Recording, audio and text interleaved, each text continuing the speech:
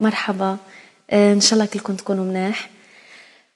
حبيت نزل هيدا الفيديو لصلح كذا شغله، بس قبل لكل اللي عم بينزلوا لي كومنتات حلوه، انا بشكركم من كل قلبي. انتوا ناس بتعقد وناس كلكم طيبه، وعن جد روحكم حلوه، لانه بتشوفوا شخص مبسوط وعم بغني بتنبسطوا له وبتنبسطوا معه وما بتتضايقوا منه.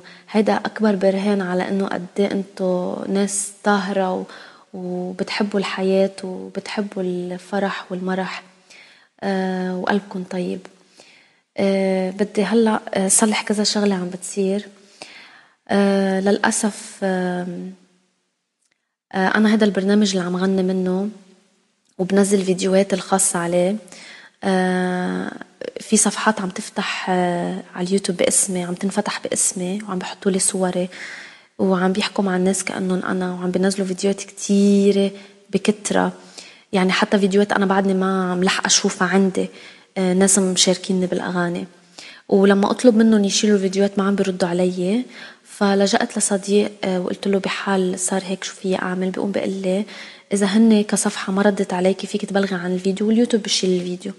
قمت أنا قلت إنه ليه لا، تمام. وهذا اللي صار. فتت عن جد قبل ما بلغ، وأنا أصلا ما كان بدي أخد هيدا الطريق إنه بلاغ وما بلاغ وهيك قصص وجع راس، بس لأنه اضطريت، لأنه ما ردوا علي. وفي ناس ما بدها تبين وجهها على اليوتيوب، وأنا اضطريت بلغ عن كذا فيديو. هلأ في صفحة معينة لشخص، هو كان منزل لي فيديو وكاتب عنوان إنه صوتها حلو باللبناني بالعراقي شو بها، انه اللي بتغني هيك. وانا كتبت له كومنت انه شو بها صوتي بالعراقي، وكان كتير لذيذ وما كان في اي مشكل، ورد علي بكل احترام واحترمته كل شيء، وقلت له ما عندي مشكلة تنزل لي هيدا الفيديو. بس من بعدها صار ينزل لي فيديو واثنين وثلاثة، وكتبت له تحت فيديو قلت له بليز مسح لي الفيديوهات اللي عندك، لانه عم بيصير في كومنتات ما حلوة وهيك. لانه انا عندي على اليوتيوب الكومنت اللي مش حلو انه بشيله، بس هو عنده على صفحته يمكن ما بيلحق او ما بعرف او ما بيهمه. بس قلت له الكومنتات ما في كنترول عليها، فيك بس تشيل الفيديوهات اللي عندك اياها. وما رد علي، ما بعرف اذا ما شاف. بس انا هون اضطريت بلغ عن الفيديوهات لانه طولت القصة. وهيدا اللي صار.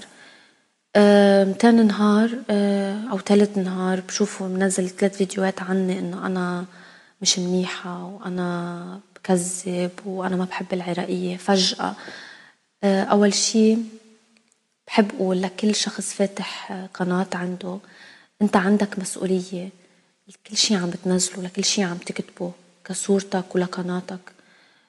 في ولاد صغيرة عم بتفوت على اليوتيوب وعم بتشوف، في ناس كبيرة لازم تحترم لها عمرها عم تقرأ شو عم ينكتب وعم بتشوف شو عم ننزل من فيديوهات. ولهالشي لو شو ما صار بيناتنا نحنا كمشاكل أو شي، ضل في احترام بيناتنا قدام هالعالم اللي عم بتشوف وعم تقرأ. لازم نحترم كل عين عم تقرأ وعم بتشوف. صوت إليزا هي كتير، بس لازم عن جد نحترم الناس اللي عم نبين لها نحنا شو صورتنا، الصورة اللي عم ننزلها قدامهم. لو شو ما صار من مشاكل فينا نحنا نحلها بين بعض بكل حب وبكل احترام. ما ضروري نسيء لبعض وما ضروري ننزل قصص مش مزبوطة عن بعض. أنا قناتي فاتحيتها من 2014، مش قناة جديدة أبدا. أنا الجديد اللي صار إنه عم نزل فيديوهات جديدة، لأنه ما كنت أفهم كتير باليوتيوب. عم نزل فيديوهات جديدة لأنه شفت في بعض الناس حبوا الأغاني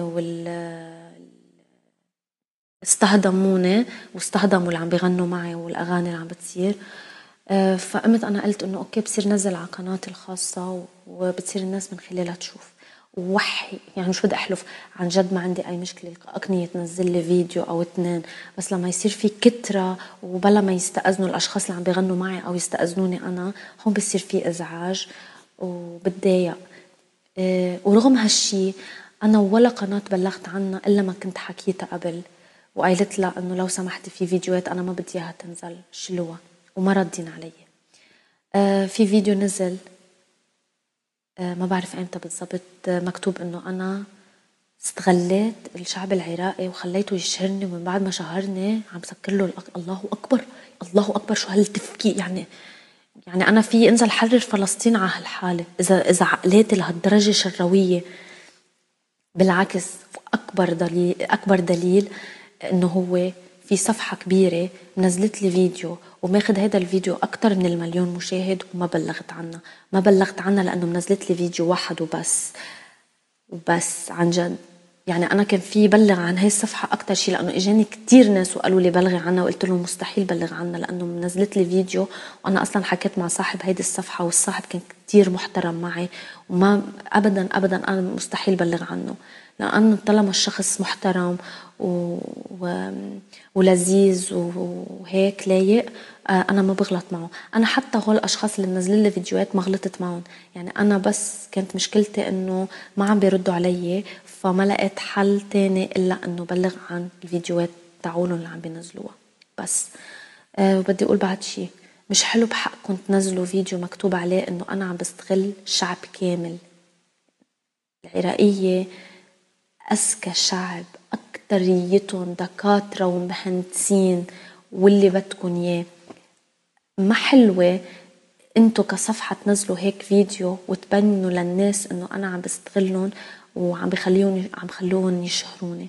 انا اصلا الشهرة ما بحبها، وانا لو بدي الشهرة كنت بالنهار على قناتي الشخصية بنزل 200 فيديو، لانه البرنامج اللي بغني فيه منزلة اكتر من 200 غنية مغنيتها، وكان في كل يوم نزل بال10 وال20 بس لهيك يزيدوا الفولورز ويزيدوا الفيورز. بس انا مش ابدا، يعني حتى في ناس بيقولوا لي انه نزلي اكتر، عملي اكتر، طلعي لايف وعملي، وانا انه ما بعمل هالشي لانه ما بحب العجقه، وما انه خلص انه فيديو استخدمته بنزله عندي، غير هيك ما انه لا.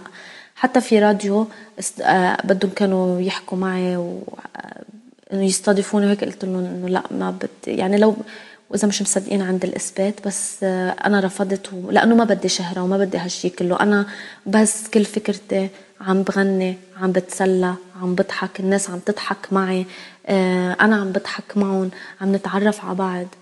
وفي صفحه عراقيه قالوا لي بدهم ياني اطلع لايف، وانا كتير حبيت الفكره انه اطلع لايف واحكي معكم وتسالوني واسالكم وتجاوبوني وجاوبكم. بس من بعد هالشي اللي صار خفت عن جد ما يتاخد عني فكرة انه عن جد بدي شهرة من وراكم، وهيدا الشي مش مزبوط ابدا.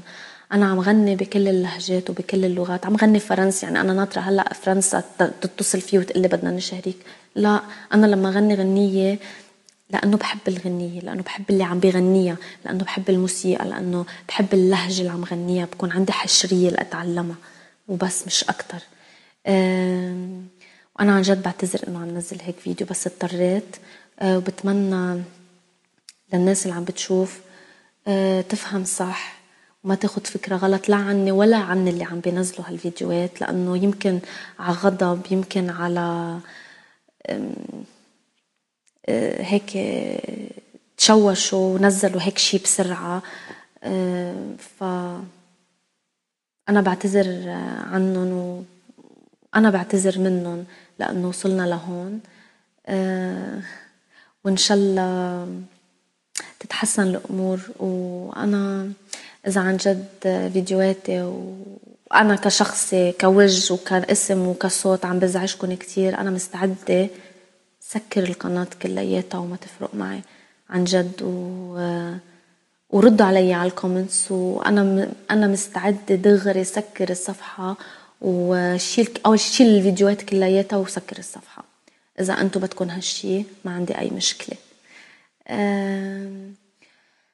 وللأسف نحن العرب ما بيلبق لنا البسط. الواحد لما بده ينبسط ويفرح تجي 100 مصيبة وما بيعرف من وين عم يجوا. بتمنى عقولنا تتغير وقلوبنا تتغير ونصير عن جد بس نشوف شخص مبسوط ما نسأل ليش ننبسط معه دغري. هيدا أكبر دليل على القلب الطيب وعلى النية الصافية وعلى النفس الحلوة، إنه تنبسط لشخص مبسوط بلا ما تعرف ليه. وباي، ما عندي بعد شي تاني أقوله. باي.